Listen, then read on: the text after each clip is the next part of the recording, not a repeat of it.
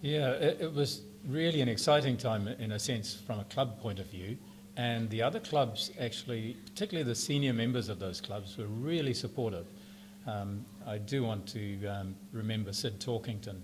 I remember him really fondly. I got a hold of him early in the piece and said, we as a club are new. Most of us are older members and very few junior members. We need your help to give us some really good fundamentals again. And Sid was so helpful, and it made such a difference. And other clubs too reached out to, I remember Kevin Towns came and helped us with a practice session. Rick Child and Cheryl and that Southern group. We worked really closely together. In fact, we at one stage had the same sponsor for both clubs. So they were a relatively new club. And of course, Southern actually nominated me as vice president for Auckland Hockey, which actually helped us in a sense.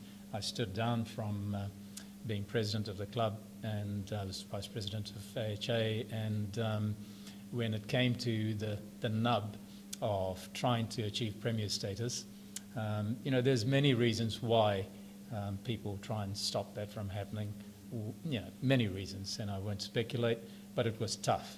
And it was tough both on the women's side and the men's side. I remember having a meeting with my wife and a really good friend, Sharon, who's passed on now, in trying to compose a letter for the ALHA to consider the senior B team to be the senior A team, and they wouldn't allow it at that stage, although we'd won the senior B grade that year. And I was their coach, so they said, you know, go and talk to them. So I went and talked to the person who was the senior head of ALHA at that stage, and I had a lot of friends with the ALHA. They're, you know, wonderful, wonderful sort of history there. However, this person was dead against our club coming through.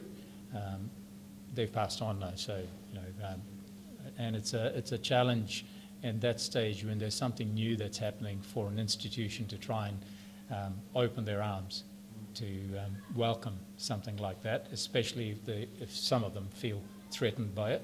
And there was that sense there. But by and large, I have to say, Manoj, we were very well supported, both by the ALHA and by the AHA and the existing members. And as I say, I was by then a member of the board, or the executive as it was called, the AHA executive and vice president. So it helped to, I guess, catalyse the change, some of the changes. And it wasn't up to me, I have to be honest and say it's just the way things developed. And there are lots of good people in Auckland hockey, as we all know, and they all moved together to support it. And the funny thing, how coincidences happen, right? Linton Little rang me up one day and said, look, you know, the North Shore Club, we're really thinking about forming an association up in the north, and we've got enough numbers. And then you, of course, our startup here and Howick Pakuranga, so he wanted to compare notes and things like that and share that with them. And then he rang me up again and said, can you speak on our behalf to the Auckland executive? And I was very happy to do that. At that stage, of course, we'd been going through this fight to get into Senior A. And it was a 10-team competition, so there was no way in for us. They didn't want to buy. Well, that was the reason. And we weren't winning the senior reserves on the men's side, unlike the women where we'd already won the senior B. So we did that, and the Auckland executive approved the North Shore Club becoming a sub-association. I think at that stage, I can't remember what the exact thing was. When that happened, of course, the North Shore Club pulled out. And lo and behold, there was a slot, wasn't there? So then there were other decisions which I had to keep out of because there was a conflict of interest. But the executive decided in their wisdom that Howick Pakuranga would then fill that slot. So we did. So that was an exciting beginning, and it worked out really well on all fronts. Well, I must sincerely thank you for the work with another hat on with young players. Yeah. So tell us a little bit about that. Yeah, that was another really exciting new startup. Somehow or the other, I seem to end up with those sorts of things.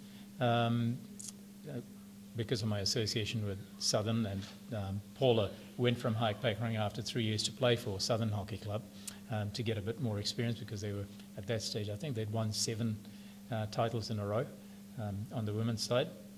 That only lasted 3 years, by the way, but she they won a few more titles. She came back as player coach for Howick Pakuranga, and I think one of their great things was beating the southern team to win the competition. It'll be there somewhere the year. But anyway, that's fond memories. But going back to the umpires thing, so through that process I'd come to know the umpires on both sides. And as a player here, playing on the men's side, there were times when I was so frustrated my mouth guard would fling out as I tried to say something which I probably shouldn't on the field.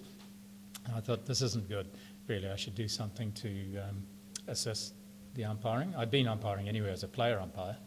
And at that stage I stepped back more as a player and decided to take up umpiring. And then it progressed from there. We had conversations with the ALHUA, and they got me to lead a steering group, which we did, and the group worked through for a year or so, and we agreed that both the women's and the men's umpires would combine, and then the associations followed, of course, around about that time. So they were exciting times, and there were some very good people involved.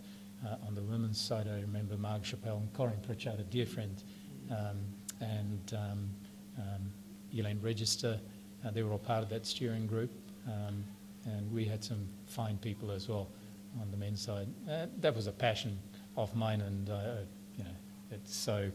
it wasn't, as I say, it's not up to any one individual. Certainly wasn't up to me. We had some very good people in Auckland hockey through that time, as we do now, and they moved together to achieve some amazing things. So we went in 1 year from when we decided to involve player umpires in a more formal way.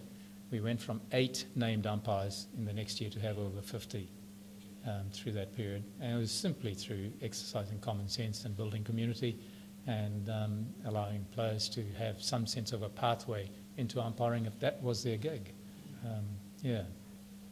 I think Auckland hockey has become a lot bigger and probably needed to respond to more professional environment that hockey's become. But in the early days, all the presidents and key people used to work really well together as a community. You know, it was a small office here. It's been here a long time, but we would work together. Probably the game was a bit simpler, and clubs required a little bit less than what they do these days. So it's been a really good experience of building relationships and with other club presidents.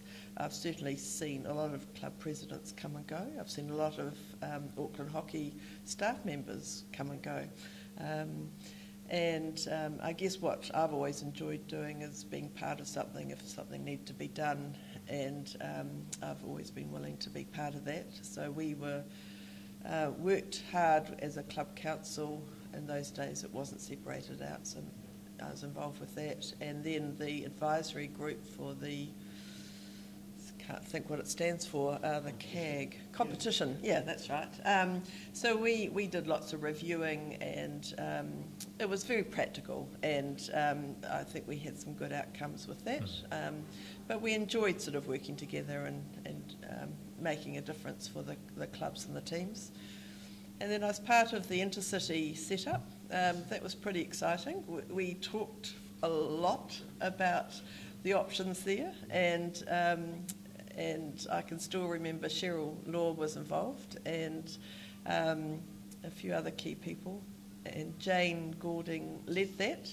And as a lawyer, we dotted every I, and we had a process that was well set up. So, you know, I think looking back on the intercity competition, there was a lot of concern that was this good for Auckland hockey, and I think there's been some pros and cons, but it has been a really good competition. So yeah, I've been proud to be part of that.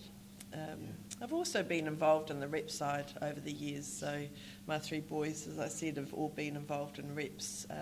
In those days they became reps at year 5 and 6, and that formed a really good community of parents and players, because most of the kids went through together over the years. Going on tournament together is pretty special. as much for the parents probably as for the players. And then I ended up coaching a few teams, rep teams, and managing rep teams. So really enjoyed tournament and seeing players develop. So yeah, I've enjoyed Auckland hockey, but I do think it's very different times now, and a lot of it is expected of Auckland hockey staff members and office and umpires. And there's a lot of pressure on clubs because, you know, clubs are all volunteer led, and there's a lot to manage and run successful clubs these days.